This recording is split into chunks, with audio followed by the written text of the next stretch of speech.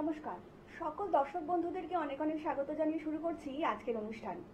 আমরা আজকে আধুনিকতার যুগে যারা আধুনিক ছেলেমেয়েরা রয়েছি, আমরা প্রত্যেকটা মানুষই কিন্তু ছুটে চলেছি কিছু না কিছু পাওয়ার আশায়। একদমই তাই, স্বপ্ন পূরণ, যেটা আজকালকার দিনে দাঁড়িয়ে কিন্তু আমার আপনার জেনারেশনে কিন্তু ভীষণ একটা কাঙ্ক্ষিত জায়গা, কোনো কিছু পাওয়ার আশায়। আর সেই পাওয়ার আশায় কিন্তু আমরা প্রতিনিয়ত ছুটছি এবং ছুটতে ছুটতে কিন্তু আমরা ভুলে যাচ্ছি যে আমরা শুধুমাত্র কিন্তু একটা যন্ত্র নই, একটা মানুষও। কারণটা কেন বলছি জানেন তো? সেটা হচ্ছে এই যে আমরা বাইরে এত পরিশ্রম করছি, এত ছুটছি, আমরা কিন্তু ছুটতে ছুটতে আমরা কিন্তু বাইরের জাঙ্ক ফুডের দিকে বেশি আকর্ষিত হয়ে যাচ্ছি। প্রত্যেকটা মানুষই, আমি আপনি প্রত্যেকেই। বাড়িতে তো রান্না করার একদমই সময় নেই, কারণ আমাদের নিজের স্বপ্নটা পূরণ করতে হবে। তো কিন্তু এই স্বপ্ন পূরণের মধ্যেই যে আমাদের যে একটা শরীর রয়েছে, এটা আমরা ক্রমশ ভুলতে বসেছি। আর তার ফলে কিন্তু আমরা সেবন করে যাচ্ছি জাঙ্ক ফুড, এবং তার সাথে সাথে কিন্তু সেবন করছি সেই জাঙ্ক ফুডগুলোকে হজম করার জন্য বিভিন্ন ঔষধ। এবং তার জন্য কিন্তু আমার শরীরটাও কিন্তু একটা ওষুধে পরিণত হয়েছে। কেমিক্যাল যুক্ত ওষুধ আমরা যত খাচ্ছি, ততই কিন্তু নিজেদেরকে একটা অসুস্থ পরিবেশের মধ্যে আমরা গড়ে তুলতে পারছি। কিন্তু আপনি ধরুন হঠাৎ সকালে উঠে আপনি দেখলেন যে আপনার শরীরে কোনো রোগ নেই, আপনি একদম রোগ মুক্ত জীবন আপনি পাচ্ছেন। কেমন লাগবে বলুন তো? সত্যি স্বপ্ন না? কিন্তু এই স্বপ্নটা যে বাস্তব করতে পারে, তিনি হচ্ছেন এনবিপি Unani and Ayurveda research centre, যেখানে সম্পূর্ণ আয়ুর্বেদিক পদ্ধতিতে আপনার যে কোনো রকম শারীরিক সমস্যার, যত পুরনো রকম সমস্যাই হোক না কেন, তার সমাধান করা হয়ে থাকে। আমরা আরেকটু বিস্তারিত আলোচনায় আসবো, কিন্তু তার আগে চলুন আজকের এই লাইভ অনুষ্ঠানে আমরা আরো একবার স্বাগত জানিয়ে নেব NBP Unani and Ayurveda research সেন্টারে মেডিকেল কনসালটেন্ট ডক্টর এস ভাদুড়িকে। স্যার, অনেক স্বাগত আজকের অনুষ্ঠানে আপনাকে। নমস্কার স্যার, আজকের দিনে দাঁড়িয়ে আমরা কিন্তু প্রত্যেকটা মানুষই কিন্তু ছুটছি একটা কিছু পাওয়ার আশায়, এবং তার জন্যই কিন্তু আমরা জাঙ্ক ফুড খাচ্ছি। আর এই জাঙ্ক ফুড খেতে খেতে কিন্তু একটা পেটের সমস্যা দেখা দিচ্ছে। তো মূলত কি কি কারণে পেটের সমস্যা হতে পারে মানুষের, যদি একটু দর্শকদের আজকে জানান। দেখুন, প্রথম কথা আপনি যেটা বললেন, আমরা সবাই ছুটে বেড়াচ্ছি এবং তার জন্য কি হচ্ছে, আমাদের লাইফস্টাইলটা কিন্তু নষ্ট হয়ে গেছে। আগে একটা যে সঠিক লাইফস্টাইল আমাদের মেনটেন করা হতো, আজকের দিনে দাঁড়িয়ে কিন্তু সেটা 99% লোকের কিন্তু সেটা মেনটেন হয় না। কি হয় অ্যাকচুয়ালি, যে ফাস্ট লাইফ এত হয়ে গেছে যে আমরা সবকিছু চাই যে ইনস্ট্যান্ট হাতের কাছে পেয়ে যাব, রেডিমেড সবকিছু পেয়ে যাই যে যাতে পাই। তার জন্য সবচেয়ে ক্ষতি হয়েছে কি আমাদের খাদ্য খাবারের ধরন এবং আমাদের যে ডেইলি যে অ্যাক্টিভিটিস, তার মধ্যে কিন্তু তার এফেক্ট সবচেয়ে বেশি পড়েছে। এবার খাবারের কথায় যেহেতু আমরা আসছি, তো প্রথমে বলতে হবে যে আজকে যে আমরা ফাস্ট ফুড খাচ্ছি, জাঙ্ক ফুড খাচ্ছি, রেডিমেড ফুড খাচ্ছি, প্যাকেট ফুড খাচ্ছি, এগুলোর কিন্তু বিশাল একটা এফেক্ট, শুধু এফেক্ট বলবো না, সাইড এফেক্ট রয়েছে আমাদের শরীরের ওপরে।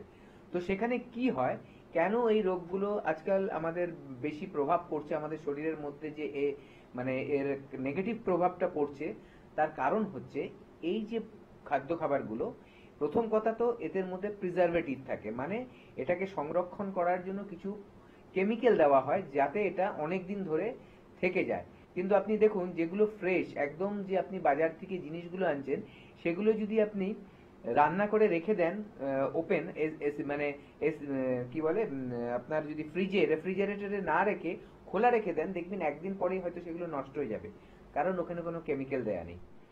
আমাদের খাদ্য খাবারের মধ্যে এই যে প্রিজারভেটিভ দেওয়া, এটা একটা মারাত্মক আমাদের ক্ষতিকারক জিনিস, বস্তু, যেটা আমরা গ্রহণ করছি। দ্বিতীয়ত জানতে হবে যে বস্তুগুলো দিয়ে আমাদের খাবারগুলো তৈরি হচ্ছে, সেগুলো কিন্তু একেবারেই হেলদি নয়, স্বাস্থ্যকর নয়, সেগুলো কিন্তু আমাদের শরীরের ক্ষতি করে। তৃতীয়ত, আমাদের যে খাদ্য খাবারগুলো খাচ্ছি, তার কিন্তু একটা প্রিপারেশনের পদ্ধতি থাকে, কিভাবে তৈরি হচ্ছে, ঠিক আছে, সেই তৈরির পদ্ধতিটাও কিন্তু খুব ক্ষতিকারক আমাদের জন্য। যেটা তৈরি হচ্ছে সেটা কিন্তু ক্ষতিকারক। আর তার জন্য শুধু পেটের রোগ নয়, আজকাল খাদ্য খাবারের থেকে বিভিন্ন ধরনের রোগ হচ্ছে, এমনকি ক্যান্সারের মতো রোগও কিন্তু বেড়ে যাচ্ছে। তো পেটের সমস্যা হওয়ার মেন কারণ হচ্ছে এটা, যে খাদ্য খাবারগুলো আমরা ফ্রেশলি কুকড, মানে সদ্য সদ্য তৈরি করা খাদ্য খাবার আমরা গ্রহণ করি না। অনেকের ক্ষেত্রে বাড়িতেও দেখা যায় যে রান্না বান্না যেগুলো হচ্ছে, সেটা 2 দিন 3 দিন ধরে খাচ্ছে ফ্রিজে রেখে রেখে, যেটা ক্ষতিকারক। তৃতীয়ত, যে খাবারের মধ্যে, যে বাড়িতেও রেখে যারা খাচ্ছে, অনেকে যে তেল মশলা খাচ্ছে, সেটাকে এত বেশি পুড়িয়ে খাচ্ছে, যেটা মশলার যে একটা মেডিকেটেড ভ্যালু বা গুণাগুণ রয়েছে, একটা ঔষধীয় গুণ, যে যেটা প্রাকৃতিক আমাদের ভেষজ গুণ রয়েছে, সেগুলো কিন্তু নষ্ট হয়ে যায় এবং সেগুলো কিন্তু আমাদের শরীরে ক্ষতি করে। এবং এই জন্যই কিন্তু দেখা যায় যে খাদ্য আমাদের শরীরকে ক্ষতি করছে এবং পেটের সমস্যাকে ডেকে আনছে। স্যার, আপনি তো বললেন যে এটা থেকে আমাদের একটা ভীষণ ক্রনিক ডিজিজ যেরকম ক্যান্সারের মতন একটা ডিজিজ আমরা দেখতে পাই, কিন্তু যদি আমি আপনাকে জিজ্ঞেস করি যে ঠিক কতদিন থাকলে এই ক্যান্সার মানে পেটের মধ্যে এই ধরনের সমস্যা কতদিন ধরে থাকলে ক্যান্সারের মতন ক্রনিক ডিজিজ আমরা দেখতে পারবো?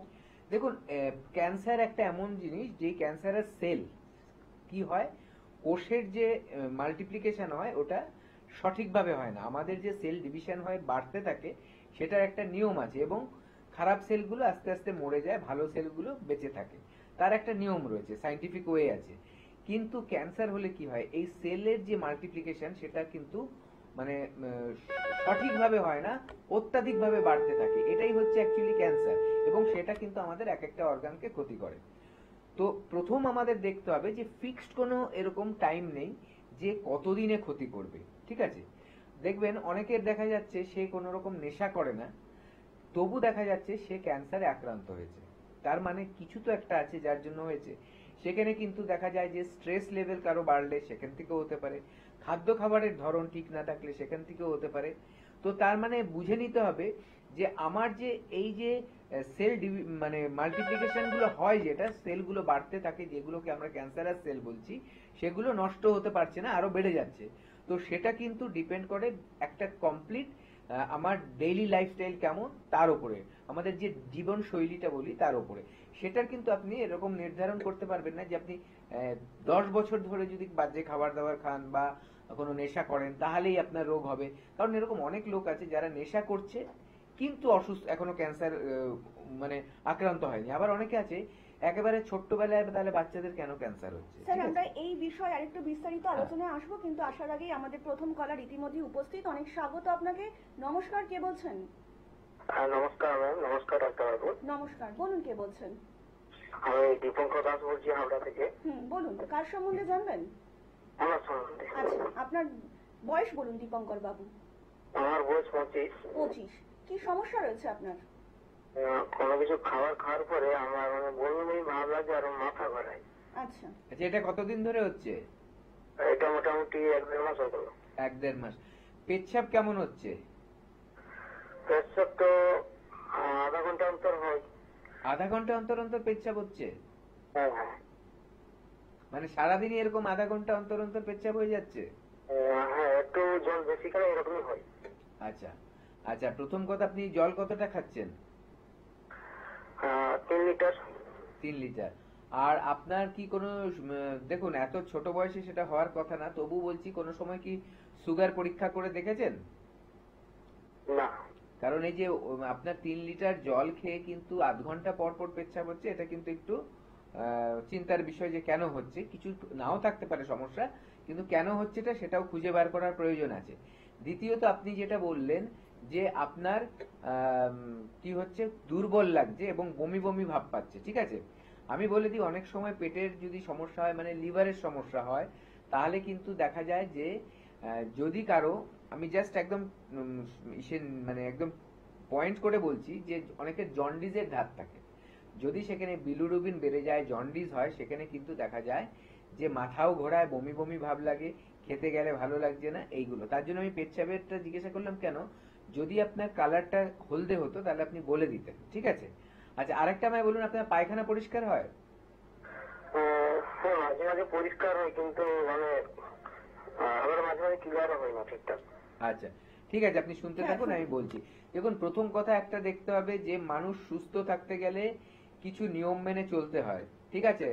এবার কাজের ধরনের জন্য বা মানুষ অনেক সময় গাফিলতি করে, আমাদের কথাগুলো মন দিয়ে শোনে না বা সেগুলো করতে চায় না, এরকম অনেক মানুষই আছে।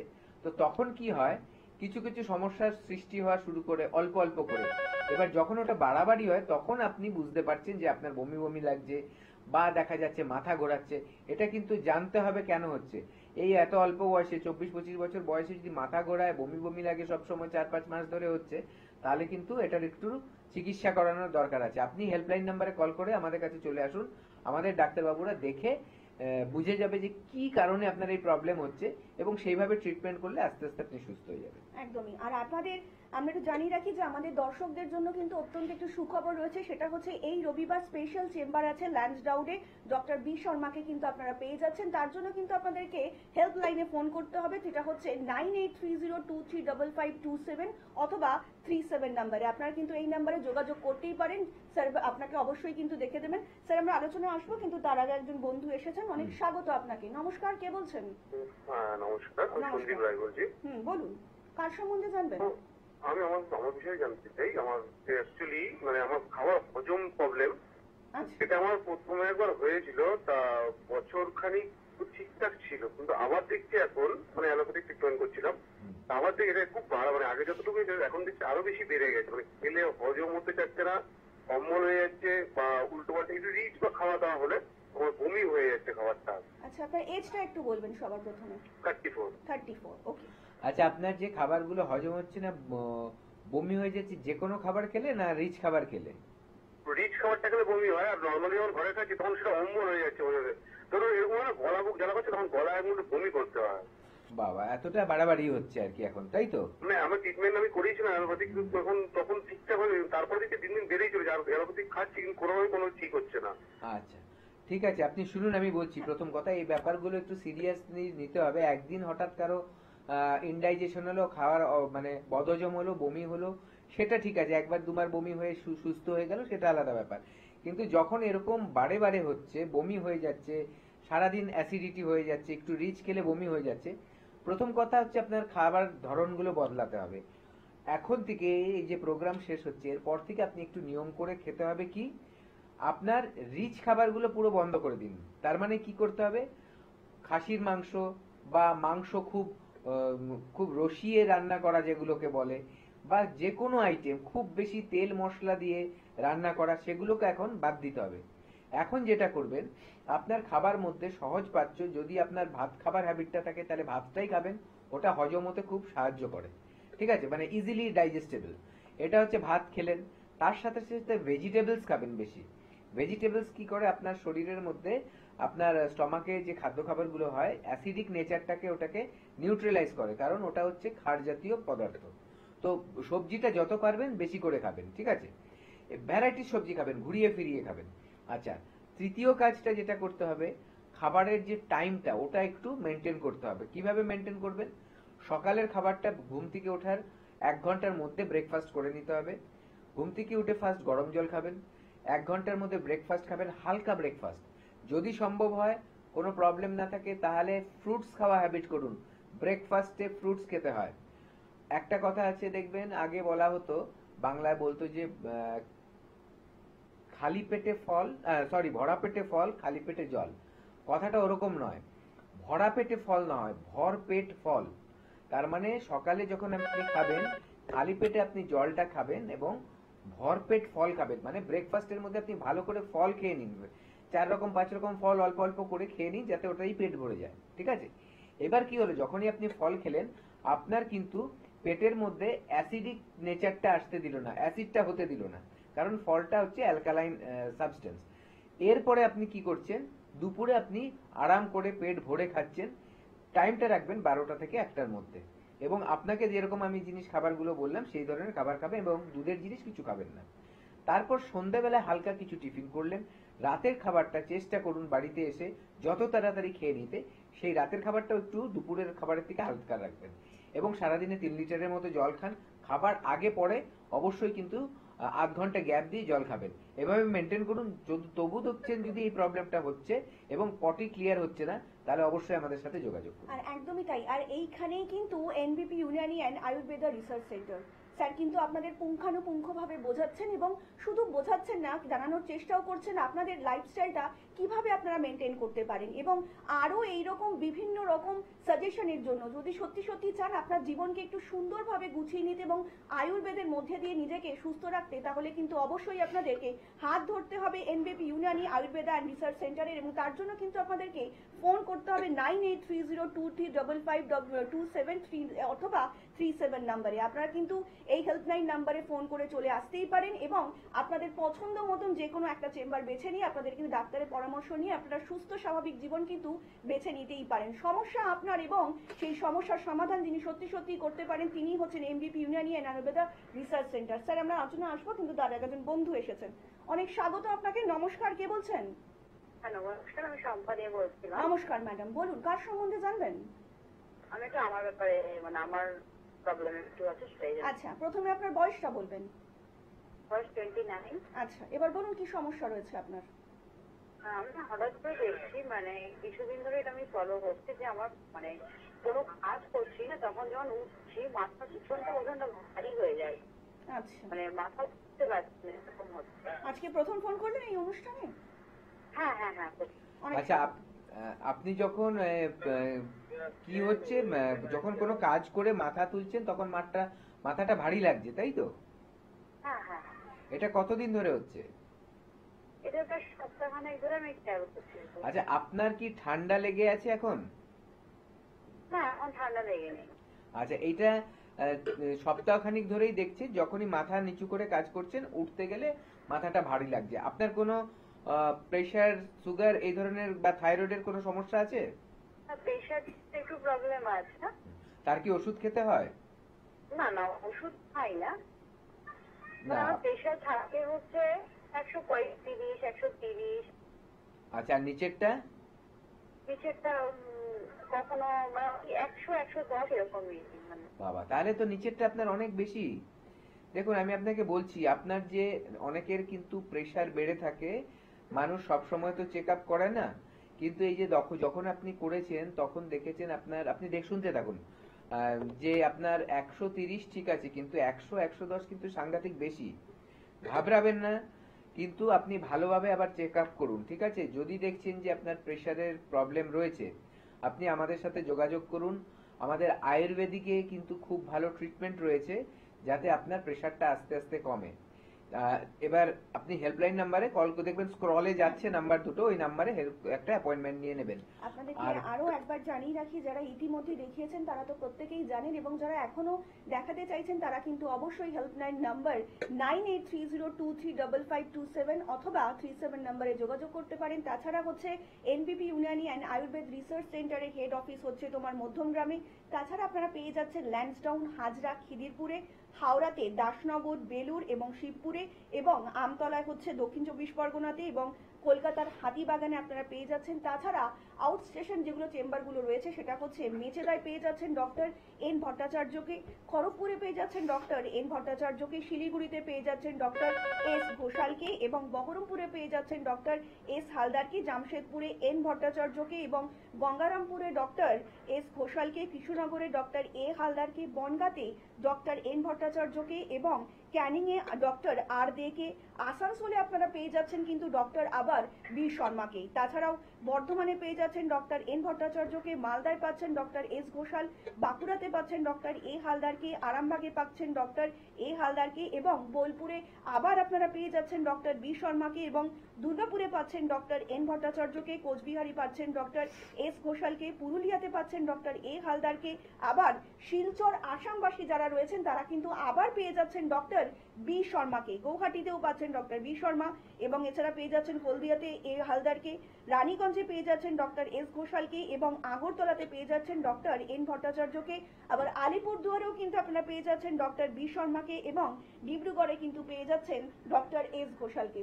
স্যার আলোচনায় আসবো, তারা যখন বন্ধু এসেছেন। অনেক স্বাগত আপনাকে। নমস্কার, কে বলছেন? নমস্কার, আমি রঞ্জন শর্মা বলছি, আসাম। হ্যাঁ বলুন রঞ্জন বাবু, কার সম্বন্ধে জানবেন? ডাক্তারবাবুকে দেখিয়েছিলাম, আমি ভীষণ উপকৃত। আমার যে প্রবলেমটা ছিল প্রবলেমটা কিন্তু মিটেছে। আমার বাহ। পায়ের প্রবলেম এবং কোমরের প্রবলেম যেটা নিয়ে গেছিলাম ডাক্তারবাবুর কাছে, প্রবলেমটা মিটেছে।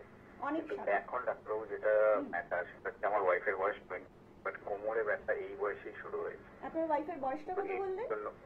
হ্যাঁ 28। আচ্ছা 20। আচ্ছা, ওনার চেহারাটা কি খুব ভারী? আর চেহারা কিন্তু খুব ভারী না, অ্যাভারেজ মোটামুটি 58 বডি ওয়েট। তো আমি এখন এমত অবস্থায় কি করবো যদি কিছু গাইডলাইন না। বিগত 1.5-2 মাস ধরে প্রবলেমটা খুব বেশি হচ্ছে কোমরে ব্যথা। আমি লোকাল ডাক্তার দেখিয়েছি কিন্তু কোনো রেসপন্স হয়নি সেরকম ভাবে। আচ্ছা, আপনি শুনতে থাকুন, আমি বলছি ব্যাপারটা। দেখুন, প্রথম কথা হচ্ছে কোমরে যখন ব্যথা সৃষ্টি হয় তার মানে কোমরে দুটো জিনিস হতে পারে, একটা হচ্ছে হাড়ের প্রবলেম হতে পারে বা আরেকটা হচ্ছে মাংসপেশির সমস্যা হতে পারে। যদি অনেক সময় দেখা যায় যে মাংসপেশি খুব দুর্বল, তাহলে কিন্তু যদি যারা ধরুন অতিরিক্ত বেশি কাজ পরিশ্রমের মধ্যে আছে বা দাঁড়িয়ে দাঁড়িয়ে কাজ করছে বা বেশি হাঁটাচলা করছে, তাদের মধ্যে কিন্তু ব্যথার সৃষ্টি হতে পারে।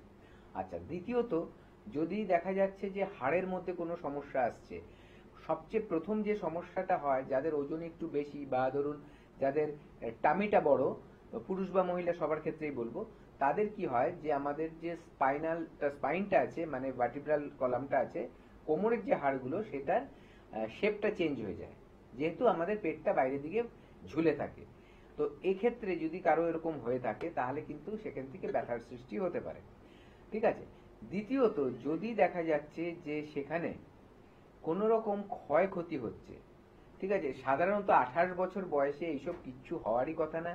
হ্যাঁ, যদি চেহারা ভারী থাকে তাহলে হতে পারে, অথবা যদি সে দুর্বল থাকে, তার যদি মাংসপেশির ক্ষমতা, মানে দেখুন আমরা যখন দাঁড়াই বা সোজা হয়ে বসি, আমাদের মাংসপেশি কিন্তু টেনে ধরে এবং ধরে রাখে বলে আমরা সোজা হয়ে থাকতে পারি। কিন্তু যখনই ওর ক্ষমতা কম হবে, বেশিক্ষণ ধরুন আমি ওইভাবে একভাবে থাকতে চাইছি, তখন আস্তে আস্তে কিন্তু ও দুর্বল হয়ে যাবে এবং ব্যথা শুরু হবে। তো এগুলো আলাদা আলাদা কারণ আছে। তো প্রথম কথা বলবো যে সামনের দিকে ঝুঁকে কাজ করাটাকে ওনার রেস্ট্রিকশন করতে হবে, যতটা কম পারবে করতে হবে। ঠিক আছে। দ্বিতীয়ত আরেকটা জিনিস মাথায় রাখতে হবে যে বেশি ভারী কিছু যাতে হাতে ক্যারি না করে। ঠিক আছে, সেখান থেকে পুরো বডির ওয়েটটা কিন্তু কোমরের মধ্যেই পড়ে। এই দুটো জিনিস অ্যাভয়েড করতে হবে। হালকা কিছু যোগাসন আছে, সেই যোগাসনগুলো করতে হবে। কোনগুলো করবেন সেগুলো মোটামুটি আমাদের সাথে যদি কথা বলেন, তাহলে আমরা আপনাকে গাইড করে দেবো, ফোনের মাধ্যমেও বলতে পারি কি করা উচিত। ঠিক আছে। তৃতীয়ত যে ব্যাপারগুলো, যদি দেখছেন যে আপনার এটা বেশ কিছুদিন ধরে ভুগছেন, আচ্ছা আরেকটা কথা বলে দিই, ঠান্ডা জল এখন ইউজ করবেন না, ঠান্ডা জল না স্নান করে গরম জলেই স্নান করবেন। তার কারণ হচ্ছে ঠান্ডায় কি হয়, আমাদের যে রক্ত চলাচলের নালীগুলো সেগুলো কিন্তু সংকুচিত হয়ে যায়। ঠিক আছে। গরম জলে সেগুলো প্রসারিত হয়, মানে ওগুলো ডাইলেটেড হয়, মানে বড় হয়। তো যদি সরু হয়ে থাকে তাহলে সেখানে ব্লাড সার্কুলেশনে অবস্ট্রাকশন আসে এবং ব্যথা হয়। তো কি কারণে অ্যাকচুয়ালি ব্যথাটা হচ্ছে, এটা আমরা জানতে পারবো যখন আপনি আমাদের কাছে আসবেন।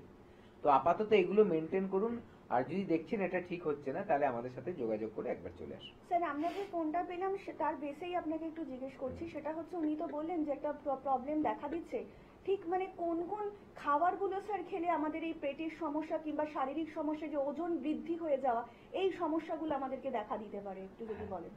মানে দেখুন, প্রথম কথা বুঝতে হবে আমাদের ওজন বেড়ে যায় কেন।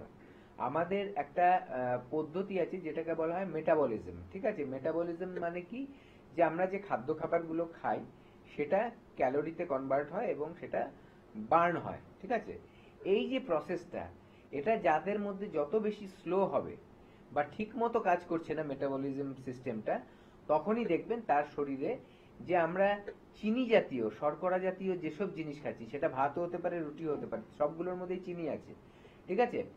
সেগুলো, সেই সব খাবারগুলো কিন্তু আমাদের স্টোর হতে থাকে। কিভাবে স্টোর হয়, আমাদের ফ্যাট হিসাবে কিন্তু বডিতে স্টোর হয়ে যায়। তখনই আমাদের মানে ওজন বৃদ্ধি পায়। এই ওজন বৃদ্ধি পাওয়াটা খারাপ ওজন। ঠিক আছে। কারণ এই ওজনটার থেকে দেখা যায় আমাদের আস্তে আস্তে খাদ্য খাবার ধরনটা খারাপ বলে একটা টাইমে কোলেস্ট্রল বাড়ে, একটা টাইমে দেখা যায় ট্রাইগ্লিসারাইড বাড়ছে, একটা টাইমে দেখা যায় যে লিভার ফাংশন ঠিক হচ্ছে না। এগুলো হচ্ছে আমাদের খাবার থেকে। এই খাবারগুলো আমাদের প্রথমে অ্যাভয়েড করতে হবে। তারপরে হচ্ছে আমি যেটা বললাম যে ফ্যাট জাতীয় খাবার, সেটা মানে কি বলবো, তেল জাতীয় খাবার হোক বা ধরুন আপনার বাটার জাতীয় খাবার হোক, এই ধরনের সব খাবার কিন্তু আমাদেরকে মিনিমাম খেতে হবে। যত মিনিমাম খাওয়া যাবে তত ভালো। অতিরিক্ত তেল মশলা না, অতিরিক্ত বাইরের খাবার না, যেটা আমরা প্রথমে আলোচনা করছিলাম। এগুলোতে কিন্তু আমাদের পেটের গন্ডগোল হয়, এবং পেটের গন্ডগোল হলে কিন্তু দুটো ব্যাপার হয়, হয় সে খুব রোগা হয়ে যায়, শরীরে কিছু লাগে না পুষ্টি, অথবা দেখা যাবে যে পেটের মধ্যে চর্বি জমছে, সে আস্তে আস্তে মোটা হয়ে যাচ্ছে। তো দুটো ক্ষেত্রেই কিন্তু আমাদের ক্ষতি।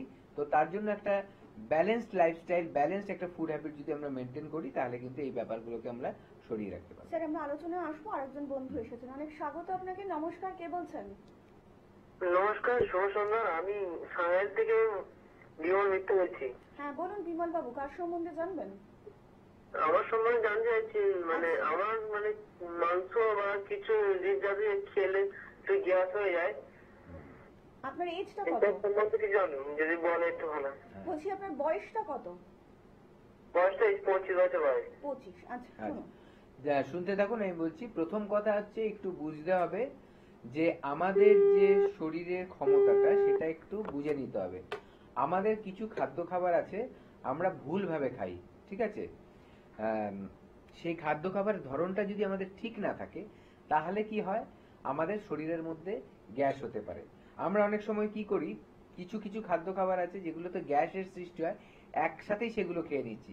যেমনি ধরুন ফুলকপি, বাঁধাকপি, মিষ্টি কুমড়ো, বেগুন, এই ধরনের খাবারগুলোতে কিন্তু শরীরে বায়ুর প্রভাবটা বাড়িয়ে দেয়। স্যার ঠিক আমরা আছে? আলোচনা আরেকবারই আসবো, কিন্তু আপনাদেরকে আরো একবার জানিয়ে রাখি এনবিপি কিন্তু শুধু প্রতিশ্রুতি দেয় না, প্রতিশ্রুতি রাখতেও জানে। এবং এনবিপি ইউনানি অ্যান্ড আয়ুর্বেদ রিসার্চ সেন্টারের মাধ্যমে যেসব মানুষরা সুস্থ হয়ে উঠেছেন তাদেরকে একটু শুনে নেব তারা কিভাবে এখানে উপকৃত হয়েছে। চলুন একবার শুনে নিই। সম্পা জানা, কোন চেম্বারে দেখিয়েছিলেন? মেছাদা চেম্বারে। কি সমস্যা ছিল আপনার? আমার স্কিন অ্যালার্জি ছিল 5 বছর। এখানে ওখানে ডাক্তার দেখিয়ে কোনো মতে কিছু হয়নি, হলো সেরে গেল, আবার ওটা পুনরায় আবার ওষুধ শেষ, আবার বেরিয়ে গেল। তারপরে এখানে দেখিয়ে আমি মোটামুটি সুস্থ আছি। এখন ভালো আছেন? হ্যাঁ, এখন আমি ভালো আছি। নাম? আমার নাম মান্তু বিশ্বাস হালদার। আপনি কোথা থেকে বলছেন? আমি মঙ্গলগঞ্জ নীলকুঠি বিভূতিভূষণ অভয়ারণ্য ওই কাপাসাটি গ্রাম থেকে আচ্ছা, এসেছি। আপনি এনবিবিতে কোন চেম্বারে দেখাচ্ছেন? আমি বনগা চেম্বার থেকে ট্রিটমেন্ট করাচ্ছি। আচ্ছা, আপনি কি সমস্যা নিয়ে এসেছিলেন? আমার আর্থারাইটিস ছিল, ভীষণ হাই লেভেলের ছিল। তো এখন তো আমি প্রথমে চলতেই পারতাম না, মানে বিছানার চাদরটা যে টেনে গায়ে দেবো সেই ক্ষমতাটা আমার আঙুলের ছিল না, হাঁটতেও পারতাম না, খাবারটা যে হাতটা তুলে আমি মুখ পর্যন্ত আনবো সেই ক্ষমতাটাও আমার ছিল না। আচ্ছা, এনবিবিতে ট্রিটমেন্ট করে এখন আপনি কেমন আছেন? এখন তো হেঁটে চলে বেড়াচ্ছি, আমার আগের লাইফটা যেমন ছিল অনেকটা আমি সেই জায়গাটা ফিরে এসেছি। তো এটা তো আগে আমি প্রথমে ভাবতেই পারি না, আমার কাছে অবিশ্বাস্য যেটাও সম্ভব হয়। আচ্ছা, আপনি যে এই সমস্যা থেকে উদ্ধার হয়েছেন, তো পরবর্তী পেশেন্টদের জন্য আপনি কি বলতে চান? পরবর্তী পেশেন্টদের জন্য আমি বলবো আপনারা অবশ্যই আসুন, এখানে ট্রিটমেন্ট করান এবং বিশ্বাসের সাথে চলুন, তাহলে আপনারা অবশ্যই রেস্কিউ হবে সব রোগ থেকে। আপনার নাম? মান্তু বিশ্বাস হালদার। ম্যাডাম, আপনার নাম কি? অপর্ণা ব্যানার্জি। আপনি কোথা থেকে এসেছেন? আমি কাঁচরাপাড়া থেকে এসেছি। আচ্ছা, আপনি এনবিপিতে কি সমস্যা নিয়ে এসেছিলেন? আমার ঘাড়ে আর কোমরে ছিল কন্ডাইলাইসিস, ওই সমস্যা নিয়ে আমি এসেছিলাম। আচ্ছা, আপনি এই রোগে কতদিন ধরে ভুগছিলেন? আমি তাও 2 বছর। 2 বছর ধরে। কেমন কন্ডিশন নিয়ে এসেছিলেন যখন আপনি প্রথম এখানে এলেন? হাঁটতে চলতেই পারতাম না, আমি একদম মানে হাঁটু থেকে শুরু করে মাজা থেকে শুরু করে সব জায়গায় আমার যন্ত্রণা ছিল। আচ্ছা, 2 বছর ধরে এরকম ভুগছিলেন? 2 বছর ধরে আমি টানা ভুগেছি। আচ্ছা, এখানে কতদিন আগে এসে দেখিয়েছেন? এখানে 15 দিন আগে এসেছি আমি। 15 দিন আগে এসেছেন? হ্যাঁ। এবং ডাক্তারবাবুকে দেখিয়ে ওষুধ নিয়েছেন? ওষুধ নিয়েছি, 15 দিনের ওষুধ দিয়েছিল ডাক্তারবাবু আমাকে। আচ্ছা, তো 15 দিন পর আজকে যে এসেছেন আপনি এখন কেমন আছেন? অনেক ভালো, অনেক ভালো। 15 দিনে আমি ভাবতে পারিনি আমার এরকম রোগ এতটা কমে যাবে। আচ্ছা, আগের যে সমস্যাগুলো ছিল সেগুলো এখন আছে কি? না, এখন আর নেই। এখন ঘাড়ে ঠাড়ে ব্যথা ছিল আমার, সেগুলো নেই। আর এখন হাঁটাচলা করতে পারছেন? হ্যাঁ হ্যাঁ হ্যাঁ, হাঁটা চলা করতে পারছি। আচ্ছা, আর আপনি যে ধরুন এখন চলাফেরা করছেন তাতে ওই কষ্টগুলো হচ্ছে না? না না না, আগের মতো ওই কষ্টগুলো আর হচ্ছে না। আচ্ছা, তো আপনাকে একটু জিজ্ঞাসা করছি, যারা দর্শকরা আপনার এই ভিডিওটা দেখছে তাদের জন্য কি বলবেন? তাদের জন্য বলবো যে একবার এসে দেখুন, 15 দিন পরে বুঝতে পারবেন যে ডাক্তারবাবু কি ওষুধ দেয় আর কতটা শরীর ভালো থাকে। আপনাকে অসংখ্য ধন্যবাদ। নমস্কার দাদা, আপনার নামটা একটু বলবেন? আমার নাম জয়ন্ত মাইতি। আচ্ছা, আর আপনার ওয়াইফের নাম? আমার ওয়াইফের নাম ভক্তি মাইতি। কোথা থেকে এসেছেন দাদা? আমরা এসেছি ডেবরা, পশ্চিম মেদিনীপুর থেকে। কি সমস্যার জন্য ডক্টর বি শর্মার কাছে এসেছিলেন? আমি বি শর্মার কাছে এসেছিলাম, আমার পেটের খুব সমস্যা ছিল, একবেলা খাওয়ার পর অপরবেলা খেতে পারতাম না, এবং অল্প কিছু খেয়ে নিলেই আমার পেট একদম সমদম হয়ে থাকতো, এবং সেই সঙ্গে আমার আরো অন্যান্য কিছু পেচ্ছাপেরও খুব খুব বিরাট সমস্যা ছিল, এবং আমার বছরের মধ্যে 2 বার অন্তপক্ষে স্যালাইন ব্যবস্থা আমার থাকতো। খুব সমস্যায় পড়ে যায়, হঠাৎ যখন তখন আমি সেন্সলেস হয়ে পড়তাম।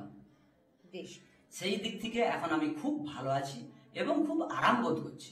বেশ। আর আপনার স্ত্রী কি সমস্যার জন্য ডক্টর বি শর্মাকে দেখাচ্ছেন? আমার স্ত্রীর ঘাড়ে স্পন্ডিলাইটিস ছিল, ওখানে অন্য ডাক্তারের কাছে নিয়ে গেছিলাম, সেখানে দুবার নিয়ে যাওয়ার পরে ওষুধ আনার পরে তার কোনো কাজ হয় না। তারপরেই আমি সঙ্গে করে যেখানে আমার ওষুধ খাচ্ছিলাম বি শর্মা বাবুর কাছে, আমি সঙ্গে করে নিয়ে এসে এখানে দেখালাম এবং 4 ভাগের 3 ভাগ কমেছে এবং খুব ভালো। মানে আপনারা দুজনেই স্যাটিসফাই তো, খুশি তো? আমরা দুজনেই স্যাটিসফাই এবং খুব ভালো। আপনারা যেরকম খুশি আছেন, যারা আপনাদের কথা শুনছেন, অন্যান্য দর্শকরা, তাদের জন্য কি বলবেন? আমি তাদের জন্য চাইবো আপনারাও আসুন, সবাই ভালো থাকবে। এখানে এলে আপনারা পুনরায় নতুন জীবন শুরু করতে পারবেন। যারা ভেঙে পড়েছেন তারা আর ভাঙবেননি, চলে আসুন, খুব আরাম পাবেন। অনেক ধন্যবাদ দাদা। ঠিক আছে। নমস্কার ম্যাডাম, আপনার নাম কি? কবিতা মিশ্রা। আচ্ছা, আপনার বয়স কত? 42। আচ্ছা, আপনি আমাদের কোন চেম্বারে দেখাচ্ছেন? শিলিগুড়ি চেম্বারে। আচ্ছা, আপনি কি রোগের জন্য দেখাচ্ছেন? আমার হাঁটুতে প্রবলেম ছিল, জয়েন্টে খুবই মানে এত প্রবলেম ছিল, ওঠা বসা সব আমার বন্ধ হয়ে গেছিল। আচ্ছা, কতদিন ধরে আপনি এখানে চিকিৎসা করাচ্ছেন? এখানে 3 মাস হয়েছে। 3 মাস ধরে আমি খুবই ভালো, খুবই সুস্থ। আমি এখন বলতে গেলে হাঁটছি না, দৌড়াচ্ছি, এমন আমার পায়ের অবস্থা। খুবই ভালো, মানে বলতে এ আসছে না, কি বলবো আমি এত ভালো আমার। আচ্ছা, আপনি অনেক খুশি হয়েছে এখানে চিকিৎসা করে? অনেক খুশি, অনেক। আমি তো সবাইকে বলবো যে এসে একবার দেখে নিন যাদের অসুবিধা আছে এখানে। ঠিক আছে, থ্যাংক ইউ ম্যাডাম। ওকে। আমরা আবারও ফিরে এলাম অনুষ্ঠানে। আমাদের সঙ্গে এই মুহূর্তে রয়েছেন NBP Unani and Ayurveda research সেন্টারের medical consultant doctor S Bhaduri. স্যারকে আবারও অনেক স্বাগত এই অনুষ্ঠানে। স্যার, এখন তো সিজন চেঞ্জ হয়ে গেছে, মোটামুটি অনেকেই একটু ঠান্ডা বাতাস কিন্তু বাইরে বইতে শুরু করে দিয়েছে, এবং তার সাথে সাথে কিন্তু আমাদের একটা ঠান্ডা জলে স্নান করার প্রবণতাও কিন্তু কমে গিয়েছে, তার সাথে গরম জলে স্নান করার একটা প্রবণতা ভীষণ দেখা দিচ্ছে। তো এই গরম জলে স্নান করতে গিয়ে যেটা হচ্ছে স্যার, সেটা হচ্ছে অনেকেরই স্কিন ডিজিজ দেখা দিচ্ছে আর কি, মানে ত্বকটা একটু রুক্ষ হয়ে যাচ্ছে, একটু ডাল দেখাচ্ছে। তো এইটা যদি একটু দর্শকদের আজকে জানান। দেখুন, প্রথম কথা হচ্ছে সারা বছরই কিন্তু আমাদের স্কিনের যত্ন নেওয়া উচিত। আমরা সাধারণত কি করি যে স্নান করতে গিয়ে হয়তো শ্যাম্পু করলাম এবং গায়ে সাবান মেখে চলে এলাম, শুধু এটা করলে কিন্তু সম্পূর্ণ স্কিন কেয়ার হলো না। এবং গরমকালের আবহাওয়া একরকম থাকে, বর্ষাকালে একরকম থাকে, শীতকালে একরকম থাকে, এবং এগুলোর ওপরে নির্ভর করেই আমরা যদি স্কিন কেয়ার ঠিক মতো না করি, আমাদের কিন্তু স্কিনের অনেক কিন্তু ডিজিজ দেখতে পাই। বিশেষ করে ফাঙ্গাল ডিজিজগুলো কিন্তু দেখতে পাই এক একটা সাথে যখন ওয়েদার থাকে, বা আমাদের গার যখন অতিরিক্ত ঘাম হচ্ছে, এই সব সময় কিন্তু আমরা দেখতে পাই। আবার শীতের মধ্যেও কিন্তু কিছু কিছু প্রবলেম আছে যেগুলো বেড়ে যেতে পারে। যেমনি স্কিনটা ড্রাই হতে থাকে, যত স্কিন ড্রাই হয় তত কিন্তু আমাদের পিগমেন্টেশনের বা কালো দাগের ছোপ দাগ এগুলো কিন্তু বাড়তে পারে। দেখা যায় যে সেই সময় আমাদের স্কিনের কোনো জৌলস বা সৌন্দর্য হারিয়ে যাচ্ছে, ড্রাই লাগছে, কোনো তার মধ্যে যে প্রাণ নেই, এমনও অনেক সময় দেখা যায়। আবার এমন হয় যে কারো সোরাইসিসের মতো বাজে রোগ স্কিনের, সেগুলোও কিন্তু দেখা যায় বাড়ছে। খুশকিটাও কিন্তু অনেকের ক্ষেত্রে দেখা যায় মাথার চুলে বেড়ে যাচ্ছে। তো প্রপার কেয়ার নিতে হবে। তার জন্য কি করতে হবে আমরা আগে একটু জেনে নিই। প্রথম হচ্ছে কি, আমাদের স্কিন, যদি মুখের স্কিনের কথা বলি, তাহলে কিন্তু আমরা মুখে কোনো রকম সাবান জাতীয় কিছু মাখবো না। মুখের স্কিনটা যেহেতু খুব বেশি আরো কি বলবো ডেলিকেট, আরো বেশি কমপ্লিকেটেড, তার যত্ন আরো স্পেশাল ভাবে নিতে হয়। তার জন্য আমরা ফেস ওয়াশ ইউজ করব। ফেস ওয়াশ ইউজ করে আমাদের স্কিনটাকে ভালো করে পরিষ্কার করে নিলাম। এবার তারপরে কি হচ্ছে, স্কিনটাকে আমার টোন রাখতে হবে, টোনটা ঠিক রাখতে হবে, তার টাইটনেসটা, ফার্মনেসটা ঠিক রাখতে হবে, ঠিক আছে? তার জন্য টোনার ইউজ করা উচিত। এবং তৃতীয়ত যে ব্যাপারটা, যে আমার স্কিনের থেকে যাতে জলটা বেরিয়ে না যায়, বাষ্পায়িত না হতে পারে, তার জন্য কি করতে হবে, আমার স্কিনে একটা ময়েশ্চারাইজার লাগাতে হবে। সেটা অনেক সময় ময়েশ্চারাইজিং লোশন হয়, অনেক সময় ময়েশ্চারাইজিং ক্রিম হয়, ডিপেন্ড করবে কোন এরিয়াতে থাকছে কেউ। অতিরিক্ত ড্রাই যেখানে হয়ে যাচ্ছে সেখানে একরকম হবে, বা ধরুন কার স্কিন কেমন তার উপর নির্ভর করে হবে। এবং রাত্রিবেলা ঘুমোতে যাওয়ার আগে স্কিনকে কিন্তু আমাদের ফুড দিতে হয়। আমরা যেমনি খাবার খেয়ে স্কিনকে নিউট্রিশন দিই, তেমনি বাইরে থেকেও দিতে হয় সেই ফুড। সেই ফুডটা কিভাবে দিই, আমরা নাইট ক্রিমের মাধ্যমে, বা নাইটে কোনো ধরুন প্রোডাক্ট ইউজ করতে বলা হয় তার মাধ্যমে। এইভাবে যদি আপনি মেনটেন করতে পারেন, তাহলে দেখবেন আপনার কিন্তু মুখের স্কিন খুব সুন্দর হচ্ছে। এবং শরীরের ক্ষেত্রেও বলবো প্রত্যেকটা স্টেপই করতে হবে। হ্যাঁ, তবে বডির স্কিনের জন্য আপনি সাবান ইউজ করতে পারেন। কোন সাবান? শীতকালে হচ্ছে যেই সাবানের মধ্যে আপনার স্কিনটাকে ড্রাই করবে না, মানে যেখানে ময়েশ্চারের ভাগটা বেশি আছে, যেখানে ধরুন সাবানেরটা ইউজ করলে আপনার স্কিনটা ড্রাই হয়ে যাচ্ছে না, এমন সোপ কিন্তু আপনি ইউজ করতে পারেন। আর বাদ বাকি ময়েশ্চারাইজিং এর ব্যাপারগুলো, তারপরে মানে স্কিনকে আপনার পুষ্টি দেওয়ার ব্যাপারগুলো, রাতের বেলা ক্রিম, সেগুলো কিন্তু সবগুলোই করতে হবে। আর সবচেয়ে বিশেষ করে বলবো এই ব্যাপারগুলোর জন্য যা যা প্রয়োজন সব গাইডেন্স যেমনি আমাদের কাছ থেকে পাচ্ছেন, আমাদের যে এনবিপির লা এলিগেন্স বলে আমাদের যে ডিভিশন, আমাদের কিছু প্রোডাক্টস আছে, বিউটি প্রোডাক্ট, যেগুলো আপনার মেনটেনেন্সের জন্য, স্কিনের জন্য, সেগুলোও কিন্তু আমাদের হেল্পলাইনে কল করলে আপনি পেয়ে যাবেন। স্যার, আমরা আলোচনা আসবো। একজন বন্ধু এসেছেন, অনেক স্বাগত আপনাকে। নমস্কার, কে বলছেন? হ্যালো হ্যালো, কে রয়েছেন ফোনে? হ্যালো, নমস্কার, কে বলছেন? হ্যালো, হ্যাঁ, মালদা থেকে বলুন। বলুন, কার সম্বন্ধে জানবেন? আচ্ছা, আপনার বয়সটা বলবেন। আচ্ছা, কি জানতে চাইছেন বলুন। আচ্ছা, শুনতে থাকুন। হার্টের সমস্যা রয়েছে? হ্যালো, আচ্ছা, হ্যাঁ স্যার। ঠিক আছে। মেইন কথাটা হচ্ছে আপনার আওয়াজটা খুব কম শোনা যাচ্ছিল, তবে এতটুকু বোঝা গেল যে হার্টের সমস্যা রয়েছে। দেখুন, হার্টের সমস্যা অনেক রকম হয়। কারো দেখা যায় যে হার্টের কোনো ভালভে প্রবলেম, কারো দেখা যায় হার্টের মানে সাইজে কোনো পরিবর্তন হয়েছে, অনেক কিছু রয়েছে, ঠিক আছে। তো এগুলোর জন্য কিন্তু ছেলে খেলা করলে একদমই চলবে না। আপনার কোনো একটা হার্টের সমস্যা রয়েছে, সেটা ডায়াগনোসিস হয়েছে, এবং আশা করি আপনি যখন ডায়াগনোসিস করেছেন তখনই বুঝতে পেরেছেন যে এটার প্রবলেম আছে, এবং হয়তো আপনি ওষুধও খাচ্ছেন। তাহলে এখন কেন কল করছেন? নিশ্চয়ই সেই ওষুধে আপনি সুফল পাননি, এটাই কারণ হবে। আপনি একজন ডাক্তারবাবুকে দেখালেন, সেখানে ট্রিটমেন্ট করলেন, আবার কেন আরেক জায়গায় আপনি পরামর্শ নিচ্ছেন? কারণ আগের জায়গার থেকে আপনি সুফল পাননি। আমি বলবো যে কোনো ক্রনিক ডিজিজের জন্য বা যেসব পুরনো রোগ, এগুলো ক্রনিক মানে হচ্ছে পুরনো রোগ, একদিনে হয়নি, দীর্ঘদিন থাকতে থাকতে রোগটার সৃষ্টি হয়, এবং হয়তো যখন আপনি কথা বলছেন, যখন আপনি বুঝতে পারছেন সেই রোগটা অনেকদিন পুরনো হয়ে গেছে। এই যে কোনো পুরনো রোগের ক্ষেত্রে কিন্তু আয়ুর্বেদ খুব ভালো কাজ করে আমাদের। এবং দেখা গেছে যে এনবিপি ইউনানি অ্যান্ড আয়ুর্বেদ রিসার্চ সেন্টারে যারা আসছে এর ধরনের সমস্যা নিয়ে, সবাই কিন্তু স্যাটিসফাইড হয়ে ফিরছে, ঠিক আছে। হ্যাঁ, কারো সময় হয়তো দেখা যাচ্ছে খুব তাড়াতাড়ি রেজাল্ট পাচ্ছে, কারো একটু সময় বেশি লাগছে। তার কারণটা হচ্ছে কে কতটা রোগের মানে জর্জরিত হয়ে আসছে, কতটা গভীরে রয়েছে তার রোগটা। তার জন্যই কারো যদি অল্পতে সেরে যায়, তার মানে হচ্ছে তার রোগটা খুব অল্প জায়গায় আছে, ঠিক আছে, গভীরে যায়নি। আর যাদের একটু সময় বেশি লাগছে, তার মানে তার কন্ডিশনটা একটু খারাপের দিকে আছে। কিন্তু ঘাবড়াবেন না, কোনো টেনশন করবেন না। কোনো অসুখের নাম শুনলে শুধু করতে হবে একটাই, আপনার সঠিক জায়গায় এসে দেখাতে হবে। এবং আমাদের এনবিপিতে আয়ুর্বেদ শুধু মেডিসিন নেই, এখানে কিন্তু আমাদের পঞ্চকর্মা ডিভিশন আছে, যেখানে দুরারোগ্য যে কোনো রোগের কিন্তু বড় চিকিৎসার সুফল পাওয়া যায়।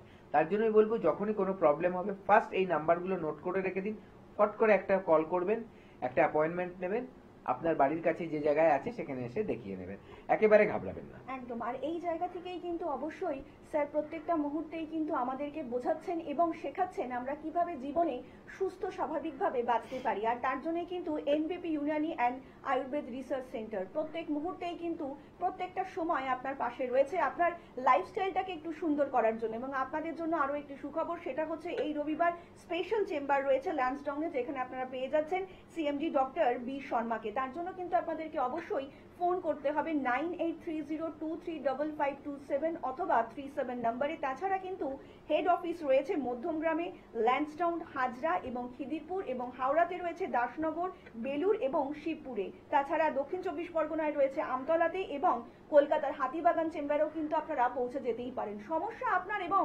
সমাধান করতে সত্যি সত্যি যিনি করতে পারেন, সেটি হচ্ছেন MBP Unani Ayurveda and research centre, যেখানে কিন্তু সম্পূর্ণ আয়ুর্বেদিক আয়ুর্বেদিক পদ্ধতিতে আয়ুর্বেদিক চিকিৎসক দ্বারাই আপনার যে কোনো শারীরিক সমস্যা, যত পুরনো সমস্যাই হোক না কেন, তার ট্রিটমেন্ট করা হয়ে থাকে। এখানে কিন্তু report base time bound treatment করা হয়ে থাকে। তার জন্যই কিন্তু NPP Unani Ayurveda and research centre. Sir, আমরা আলোচনা আসবো, তারা দেখবেন বন্ধু এসেছেন। অনেক স্বাগত আপনাকে। নমস্কার, কে বলছেন? নমস্কার। নমস্কার, বলুন। বলছি বলুন। পশ্চিম মেদিনীপুর থেকে। হ্যাঁ, কার সম্বন্ধে জানবেন? আমার সম্বন্ধে জানবো। আচ্ছা, আপনার বয়সটা বলুন। আমার বয়স 26 বছর। আচ্ছা, কি সমস্যা রয়েছে? আমাকে প্রচুর গ্যাস হয়ে যাচ্ছে। আচ্ছা, গ্যাস হয়ে যাচ্ছে। আপনি কি ধরনের খাদ্য খাবার খান? এই ঘরোয়াই খাবার খাই। তবু গ্যাস হয়ে যাচ্ছে? একটু মানে দেরি হলে খেতে মানে গ্যাস হয়ে যাচ্ছে। আর অ্যাসিড হয়? অ্যাসিড হয়? অ্যাসিড? আচ্ছা, আরেকটা কথা বলুন, আপনার রেগুলার কি স্টুল ক্লিয়ার হয়, মানে পটি ক্লিয়ার হয়? না, হয় না। হয় না, ঠিক আছে। আপনি জল কতটা খান? জল খাই, মানে ততটাও বেশি খাই না। আচ্ছা, শুনতে থাকুন, আমি বলছি। প্রথম কথা যেটা আপনার করতে হবে, মাথায় রাখবেন যে আপনি যে খাদ্য খাবার খাচ্ছেন সেটা আপনি মুখ দিয়ে গ্রহণ করছেন, ঠিক আছে? আপনার পেটে গেল, সেটা হজম হলো। এবার হজম হওয়ার পর একটা পার্ট থাকে খাবারের যেটা আমাদের শরীরে দরকার আছে, তার জন্যই আমরা খাদ্য খাবারগুলো খাই। কিন্তু সেই আরেকটা পার্ট থাকে যেটা আমাদের শরীরে দরকার নেই, যেটা আমাদের পটি হয়ে বেরিয়ে যায়। যেমনি আখ দেখেছেন, আখের কি হয়, আখটা যখন সেটাকে মানে রস বের করে, একটা পার্ট কি হয় ভালো, আরেকটা পার্ট ছিবড়ে, ওটার আমাদের শরীরের দরকার নেই, তাই আমরা ওটা খাই না। আমরা কি করি, শুধু রসটা খেয়ে নিই। তেমনি আমাদের শরীরেতেও দুটো ভাগ হয়ে যায় আমাদের খাদ্য খাবারগুলো, যাই খাবো তার মধ্যে থেকে কিছু অংশ হচ্ছে ভালো, সেটা আমাদের শরীরে দরকার, পুষ্টি, সেটা শরীরে চলে যাবে, রক্ত দিয়ে সারা শরীরে ছড়িয়ে পড়বে। আরেকটা পার্ট যেটা আমাদের দরকার নেই, সেটা কিন্তু শরীর থেকে বের করে দিতে হবে আমাদের পটির মাধ্যমে। এইবার ধরুন ওই পটিটা যদি আপনার রেগুলার না হয়, ডেলি যদি আপনার পটিটা ক্লিয়ার না হয়, তাহলে কি হবে, নোংরা ডাস্টবিনে যেমন জমে আমাদের পেটে জমতে থাকবে, জমতে জমতে কি হবে, ওগুলো পচে যাবে, পচে কি হবে, দুর্গন্ধ হবে, ঠিক আছে? দেখবেন একটা খুব ক্লিয়ারলি বলছি, অনেক সময় ধরুন একদিন আপনার বাড়িতে ধরুন কেউ একজন বয়স্ক মানুষ আছে যে যার হয়তো ঘরের মধ্যেই পটি করাচ্ছেন, বা ধরুন কোনো বাচ্চা, সে হয়তো একদিন দুদিন বাদ দিয়ে পটি করছে, যখন পটিটা করে দেখবেন গন্ধটা খুব বাজে বেরোয়, দুর্গন্ধ বেরোয়। তার কারণটা কি, পেটে জমে ওটা পচে যায়, যত পুরনো হবে তত দুর্গন্ধ বেশি হবে, পচে যায় জিনিসটা, ঠিক আছে? ফার্মেন্টেড হয় যেটা বলে।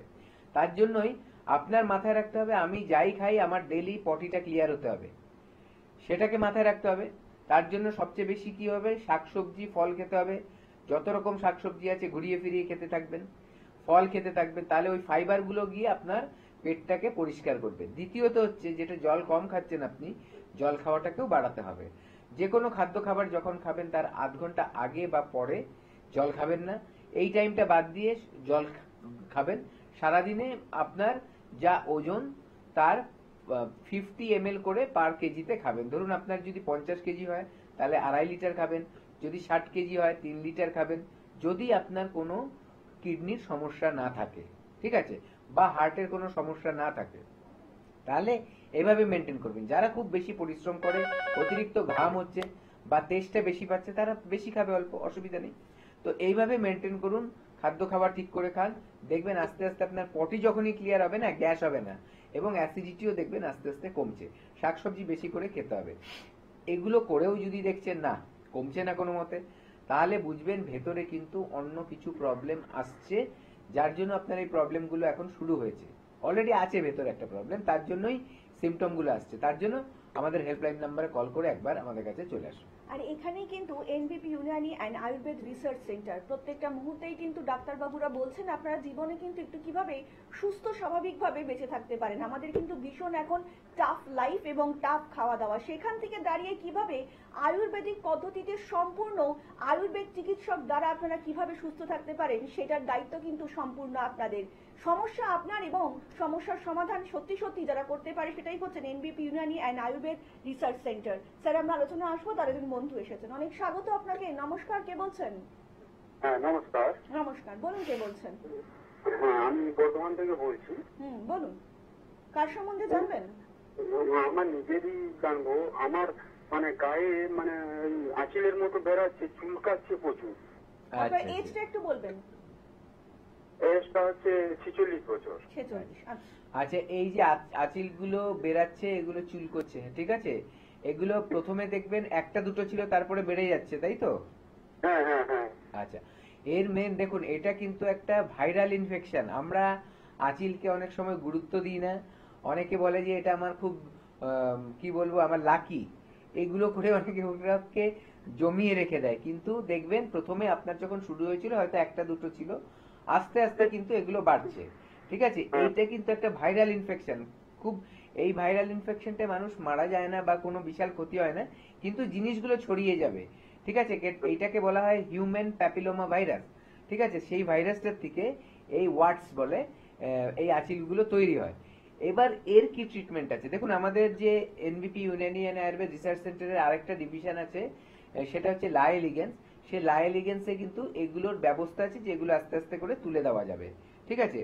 তো এগুলো নিয়ে টেনশন করবেন না, কিন্তু যেহেতু এগুলো দেখতেও খারাপ লাগে অনেক সময়, এবং অনেক সময় একটা জিনিস হতে পারে যে আপনার এমন ভাবে জায়গায় আছে, আপনি হয়তো দাড়ি কাটতে গিয়ে ওটা কেটে গেল, ব্লিডিং হবে কিন্তু, ঠিক আছে। বা দেখা গেছে আপনি ঘুমের চোখে নখ লেগে গেছে, তাহলে ওখান থেকে ব্লিডিং হবে। এই বারে বারে যদি ব্লিডিং হয় তাহলে কিন্তু জিনিসটা ঘা হয়ে যাবে আর ক্ষতি হতে পারে।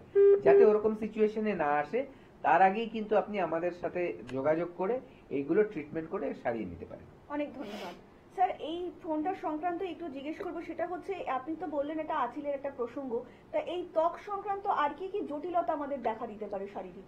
দেখুন, সবচেয়ে বড় কথা যে আমরা যত্ন নেওয়াটা হচ্ছে মেনটেনেন্স, যাতে আমরা আমার ত্বকটা সুন্দর থাকে।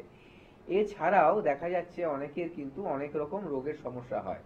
সেই দেখা যাচ্ছে অনেকের হরমোনাল চেঞ্জের জন্য, বিশেষ করে মহিলাদের ক্ষেত্রে দেখা যায় যে যাদের বয়স 40, 45, 50 এই মানে বয়সের যারা আছেন, তাদের মধ্যে গালে কিন্তু কালো দাগ চলে আসে, ঠিক আছে। এটা কিন্তু হরমোনাল চেঞ্জের জন্য বিশেষ করে হয়। তো এই টাইমে হরমোনাল চেঞ্জগুলো হয়, তার জন্য এগুলো তাদের ক্ষেত্রে বেশি আসে। এগুলোকে বলা হয় যে মেচেদা হয়েছে, কালো দাগগুলো, হাইপার পিগমেন্টেশন। এই মেচেদাগুলো দেখতে খুব খারাপ লাগে এবং প্রথমে অল্প জায়গা বিস্তৃত থাকে, তারপরে আস্তে আস্তে কিন্তু সারা মুখের অনেকটা পার্টে কিন্তু ছড়িয়ে যায়, খুবই খারাপ লাগে। আর একটা কথা বলবো, যাদের এরকম হয় তারা অনেকে কি করেন, দোকান থেকে, ওষুধের দোকান থেকে একটা ক্রিম কিনে এনে লাগিয়ে নিলেন, কয়েকদিন পর উধাও হয়ে গেল সেই দাগগুলো, খুব খুশি হয়ে গেলেন। এবার হয় কি, আপনি যখনই বন্ধ করে দেবেন, তারপর যখন আবার ওই দাগগুলো ফিরে আসবে, আরো বেশি মাত্রায় আসবে, ঠিক আছে। এবার আপনার কি মনে হবে, আবার ক্রিমটা লাগাই। এবার যখন লাগাচ্ছেন, আপনি কিন্তু আর বন্ধ করবেন না, দেখবেন আপনি বছরের পর বছর ওগুলো লাগিয়ে যাচ্ছেন, আর এবং খুব সুন্দর হয়ে যাবে, আপনার স্কিনটা চকচকে চকচকে লাগবে। কিন্তু আপনি আপনার নিজের স্কিনকে নিজেই কিন্তু ধ্বংস করে দিচ্ছেন। কারণটা বলছি, ওই প্রোডাক্টগুলোর মধ্যে স্টেরয়েড থাকে, এবং স্টেরয়েডের কারণে প্রথমে ওরা চলে যায়, যেই স্টেরয়েড বন্ধ করলেন আবার আসলো। এবার বেশি দিন স্টেরয়েড যখন ইউজ করবেন, আপনার স্কিন পাতলা হয়ে যাবে। স্কিন পাতলা হলে যে কোনো টাইমে স্কিন ফেটে গিয়েও ব্লাড বেরাতে পারে। দেখবেন রাস্তায় চলতে চলতে অনেকের স্কিন খুব লালছে, ঠিক আছে, গালগুলো, বিশেষ করে গালগুলো লালছে। সে হয়তো খুব ফর্সা না, তবু গাল লাল। তার সাথে আলোচনা করলে দেখবেন দুটো ব্যাপার হতে পারে। একটা হচ্ছে সে ওই ধরনের কোনো ক্রিম ইউজ করেছে, অথবা তার স্কিনটা সেনসিটিভ স্কিন, মানে যাই লাগাবে জ্বালা করবে, কিছু ইউজ করতে পারবে না, জল দিলেও জ্বালা করবে। যাদেরই ওরকম মেচেদার দাগ আছে, তাই বলবো আমাদের কাছে এসে দেখা করুন। এর ট্রিটমেন্ট আছে, আস্তে আস্তে কমবে, শুধু ক্রিম মাখলে হবে না। কিছু ট্রিটমেন্ট আছে আমাদের ওপর দিয়ে হবে, কিছু আছে আমাদের লিভার ফাংশন ঠিক করা, হজমের প্রবলেম ঠিক করা, হরমোনকে ব্যালেন্স করা। এগুলো দুটো যখন একসাথে হবে, দেখবেন এটা আস্তে আস্তে ঠিক হচ্ছে, আর ফিরে আসবে না। স্যার, মূলত কি কি কারণে ত্বকের সমস্যা দেখা দিতে পারে, আমরা একটু বিস্তারিত আলোচনা আসবো, কিন্তু তার একজন বন্ধু আছে, অবশ্যই রিসিভ করবো। অনেক স্বাগত আপনাকে। নমস্কার, কে বলছেন? নমস্কার, আমি চন্দন দি বলছি, মেদিনীপুর থেকে। বলুন, কার সম্বন্ধে জানবেন চন্দন বাবু? আমার সম্বন্ধে দেখাবো। আচ্ছা, আপনার বয়সটা আগে বলবেন। আমার সমস্যা হচ্ছে এই যে ঠান্ডার দিনে যে জামা কাপড় বেশি একটু গরমের জামা পরেছি না, কিন্তু জামা কাপড় খোলা করে গা গুলো চুলকানি হয়। আচ্ছা, আপনার বয়সটা কত? বয়সটা 33। 33। আচ্ছা, প্রথম কথা আপনাকে বলবো এটা শীতকালেই বেশি হয়, তাই তো? আর আর জামাটা খুললেই চুলকোনো শুরু করে, জামা প্যান্ট ড্রেস চেঞ্জ করলে, তাই তো? দেখুন, প্রথম কথা একটা কাজ করবেন, এটা যখন আপনি বাড়ির থেকে বেরোচ্ছেন জামা কাপড় পরে, তখন আগে সারা শরীরে ময়েশ্চারাইজার লাগাবেন। যদি ময়েশ্চারাইজার লাগাতে না চান তাহলে গ্লিসারিন আছে, গ্লিসারিন একটু কিনে নিয়ে জলের সাথে মিশিয়ে ওটা ত্বকটাকে আপনি সারা শরীরেই মাখতে পারেন, ঠিক আছে? কারণ কি, সবচেয়ে ভালো হয় যদি ময়েশ্চারাইজার আপনি ইউজ করেন, কারণ তার মধ্যে আরো কিছু, আমাদের যে ময়েশ্চারাইজারটা আছে তার মধ্যে অনেক কিছু ঔষধীয় গুণ আছে, ঠিক আছে? সেগুলো স্কিনটাকে শুধু প্রোটেক্ট করবে না ড্রাই হওয়ার থেকে, স্কিনটাকে আরো ভালোও করবে, ঠিক আছে? এইভাবে আপনি মেনটেন করবেন। কারণ কি হয়, শীতকালে আপনি শুনতে থাকুন, শীতকালে কি হয়, এই স্কিনটা ড্রাই হতে থাকে। এবার যতক্ষণ জামা কাপড়গুলো পরে থাকছেন তখন কিন্তু স্কিন থেকে আর্দ্রতাটা খুব একটা বেরিয়ে যায় না, কারণ যেহেতু স্কিনের আপনার জামাটা দিয়ে কভার থাকে। কিন্তু যেই মুহূর্তে আপনি জামাটা খুললেন তাড়াতাড়ি কিন্তু ইভাপোরেশন হওয়াটা শুরু হলো, ব্যাপারটা উঠতে থাকে, তখন আপনার স্কিন বেশি ড্রাই হয়ে যায় এবং চুলকোনো শুরু করে। এটা অনেকেরই থাকে, তো এইভাবে একটু মেনটেন করা শুরু করুন, ঠিক আছে? আর যদি দেখছেন যে কোনো রকম র্যাশ উঠছে বা কোনো রকম লালচে কিছু বেরাচ্ছে, তাহলে আমাদের সাথে যোগাযোগ করবেন, তাহলে স্কিনের কিন্তু প্রপার ট্রিটমেন্ট করতে হবে, তাহলে কোনো একটা আপনার ইনফেকশন হচ্ছে সেগুলোকে ঠিক করাতে হবে। একদমই তাই। যে কোনো রকম সমস্যার জন্য কিন্তু আপনারা অবশ্যই হেল্পলাইন নাম্বারে ফোন করতে পারেন। তার জন্য কিন্তু আপনাদেরকে ডায়াল করতে হবে 9830235527। এছাড়া 37 নাম্বারেও কিন্তু আপনারা যোগাযোগ করে নিতেই পারেন। সমস্যা আপনার এবং সত্যি সত্যি সেই সমস্যার সমাধান যারা করতে পারে সেটাই হচ্ছে এনবিপি ইউনানি অ্যান্ড আয়ুর্বেদ রিসার্চ সেন্টারের আয়ুর্বেদ চিকিৎসকরা। আপনাদেরকে আরো একবার জানিয়ে রাখি, এই রবিবার কিন্তু স্পেশাল চেম্বার ল্যান্সডাউনে রয়েছে, সেখানে কিন্তু আপনারা ডক্টর বি শর্মাকে পেয়ে যাচ্ছেন। তাছাড়া কিন্তু মধ্যমগ্রামে হেড অফিস রয়েছে, ল্যান্সডাউন, হাজরা, খিদিরপুরেও রয়েছে অফিস। তাছাড়াও কিন্তু আপনারা হাওড়াতে পেয়ে যাচ্ছেন দাসনগর, বেলুর এবং শিবপুরে, এবং কলকাতার মধ্যে রয়েছে হাতিবাগানে এবং দক্ষিণ 24 পরগনায় রয়েছে আমতলা। তাছাড়া মেচেদাতে পেয়ে যাচ্ছেন ডক্টর এন ভট্টাচার্যকে, খড়গপুরে ডক্টর এন ভট্টাচার্য, শিলিগুড়িতে ডক্টর এস ঘোষালকে, বহরমপুরে ডক্টর এ হালদারকে, জামশেদপুরে পাচ্ছেন ডক্টর এন ভট্টাচার্যকে, গঙ্গারামপুরে পাচ্ছেন ডক্টর এস ঘোষালকে, কৃষ্ণনগরে পেয়ে যাচ্ছেন ডক্টর এ হালদারকে এবং বনগাঁয় পেয়ে যাচ্ছেন ডক্টর এন ভট্টাচার্যকে, ক্যানিং এ পাচ্ছেন ডক্টর আর দেকে এবং আসানসোলে কিন্তু আবার আপনারা পেয়ে যাচ্ছেন ডক্টর বি শর্মাকে। তাছাড়াও বর্ধমানে ডক্টর এন ভট্টাচার্য, মালদায় ডক্টর এস ঘোষালকে এবং বাঁকুড়াতে ডক্টর এ হালদার এবং আরামবাগে ডক্টর এ হালদার এবং বোলপুরের বাসীরা কিন্তু আবার আপনারা পেয়ে যাচ্ছেন ডক্টর বি শর্মাকে বোলপুরে। তারপরে কিন্তু দুর্গাপুরে পাচ্ছেন ডক্টর এন ভট্টাচার্যকে, কোচবিহারে পাচ্ছেন ডক্টর এস ঘোষালকে, পুরুলিয়াতে পাচ্ছেন ডক্টর এ হালদারকে এবং আসাম শিলচরবাসী কিন্তু আরো একবার পেয়ে যাচ্ছেন ডক্টর বি শর্মাকে, গৌহাটিতে পেয়ে যাচ্ছেন বি শর্মা এবং হলদিয়াতে ডক্টর এ হালদার, রানীগঞ্জে ডক্টর এস ঘোষাল এবং আগরতলায় ডক্টর এন ভট্টাচার্য, আলিপুরদুয়ারেও কিন্তু পেয়ে যাচ্ছেন ডক্টর বি শর্মাকে এবং ডিব্রুগড়ে ডক্টর এ ঘোষালকে। স্যার, আলোচনা আসবো, তার বন্ধু আছেন। অনেক স্বাগত আপনাকে। নমস্কার, কে বলছেন? হ্যালো, হ্যাঁ নমস্কার, স্বাগত আপনাকে। নমস্কার, বলছি আমি সোদপুর থেকে বলছি। বলুন, কার সম্পর্কে জানবেন? আমার ওয়াইফের বিষয়ে একটু জানতে চাইছি। আচ্ছা, ওয়াইফের একটু এজটা বলবেন আপনি। ওই তো ওই হচ্ছে 43 বছর বয়স। আচ্ছা, এবার কি সমস্যা রয়েছে বলুন। সমস্যা হচ্ছে ওনার পেটের উপর দিকটা পুরো ফুলে যাচ্ছে দিনকে দিন, বুঝলেন তো? এটা 3-4 মাস ধরে দেখা যাচ্ছে। তো মানে উপর পেটটা পুরো ফুলে যাচ্ছে। তো আমি ডাক্তার দেখেছিলাম, একটা বলছে ফ্যাটি লিভার হয়েছে। আচ্ছা, আপনি শুনতে থাকুন। আচ্ছা আচ্ছা, ওনার ফ্যাটি লিভার হচ্ছে। ওনার চেহারা কি ভারী? হ্যাঁ, চেহারা একটু ভারী। আর খাদ্য খাবারের ধরনটা কি? খাদ্য খাবার মোটামুটি সবকিছু খাওয়া টুকটাক, রাত্রিবেলা কম খাওয়া, মানে খেতে চায় না। আচ্ছা, না দেখুন, আমি বলছি প্রথম কথা যেটা ওনার করতে হবে এখন, একেবারে হালকা খাবার খেতে হবে, আর অতিরিক্ত মাত্রা একসাথে খেয়ে ফেলতে পারবে না, ঠিক আছে? তাহলে পেটে ব্যথাও হতে পারে। আচ্ছা, দ্বিতীয়ত যেটা আছে, কিন্তু কোনো ব্যথা বেদনা কিছু নেই, কিন্তু ফুলে যাচ্ছে। জামা কাপড় ধরুন আজকে জামা কিনছে, কালকে পড়তে পারছে না, এরকম টাইট হয়ে যাচ্ছে, এমন অবস্থা মানে ও বাবা। ঠিক আছে, আপনি একটা কাজ করুন, ওজন কি বাড়ছে ওনার? ওজন একটু বেড়েছে। ওজন না বাড়লে দেখুন, চট করে ওই লিভারের প্রবলেম হলে এত ফুলবে না যে আপনার 2 দিন পর পর জামা বদলাতে হবে। হয়তো ওজন বাড়ছে, ফ্যাট বাড়ছে, তার জন্য এটা হচ্ছে। কিন্তু আপনি যেটা ধরা পড়েছে যে আপনার লিভারটা ফ্যাটি লিভার আছে, এর ট্রিটমেন্টটা ফার্স্ট করাতেই হবে। আপনি শুনতে থাকুন, আমি বলে দিচ্ছি। দেখুন, ফ্যাটি লিভার এমন একটা কন্ডিশন যেখানে যখনই ফ্যাটি লিভার হবে মানে লিভারের ওপরে একটা চর্বির একটা আচ্ছাদন পড়ে যায়, ঠিক আছে, তখন কিন্তু লিভার ঠিকমতো কাজ করতে পারে না। লিভারের খুব মানে বড় ফাংশন আছে সারা শরীরের, আমাদের যে কোনো খাদ্য খাবার হজম করানোর জন্য বা আমাদের বিভিন্ন হরমোনকে মেনটেন করার জন্য অনেক কিছু আছে, ঠিক আছে। কিন্তু যদি সেটা ঠিকমতো কাজ না করতে পারে তাহলে আমাদের সবই কিন্তু সিস্টেম গন্ডগোল হয়ে যাবে।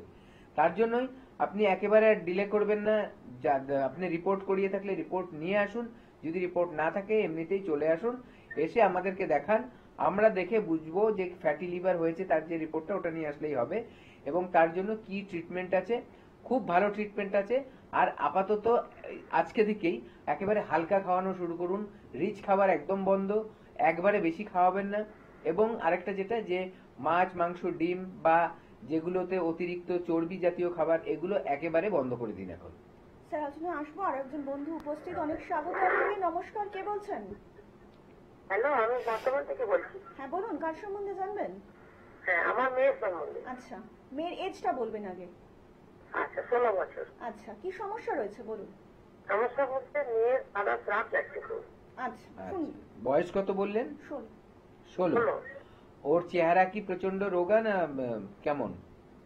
না না, মানে মোটামুটি। মোটামুটি। খাওয়া দাওয়া কেমন করে? না, খাওয়া দাওয়া খুব ভালো করে না, শাকসবজি কিচ্ছু খায় না।